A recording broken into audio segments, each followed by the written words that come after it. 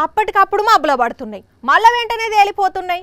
ఒక్క గంటలనే ఎండ ఎమకొట్టుడు కొడుతున్నది, పావు గంటలనే వెదర్ మారి వాన కుమ్ముడు గుమ్మి పోతున్నది. కానీ సాలేటి వాన వస్తలేదు, చెర్లలకు నీళ్ళు వస్తలేవు. విత్తనాలు వేసిన రైతన్నలు తిప్పలు పడుతున్నారు, బావుల దగ్గర వర్షాల కోసం ఎదురు చూస్తున్నాం కదా. అందుకే దండిగా వర్షాలు కురిపోయి దేవుడా అని ఈ అన్నలు ఏం చేసిండ్రంటే,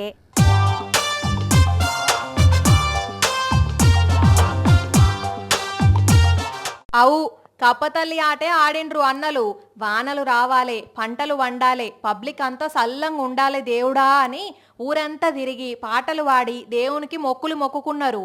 రాజన్న సిరిసిల్ల జిల్లా ఎల్లారెడ్డిపేట మండలం దుమాల ఊరు రైతన్నలు.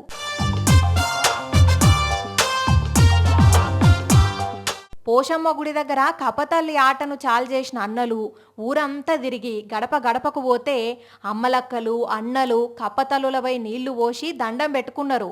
ఆఖరణ కొందరు రైతులు అల్లాడుతూ పంటలు ఎండిపోయి బతికొచ్చింది కాబట్టి ఆ దేవుణ్ణి ప్రార్థించడం కోసము మేము ఈ కార్యక్రమాన్ని నిర్వహించాం.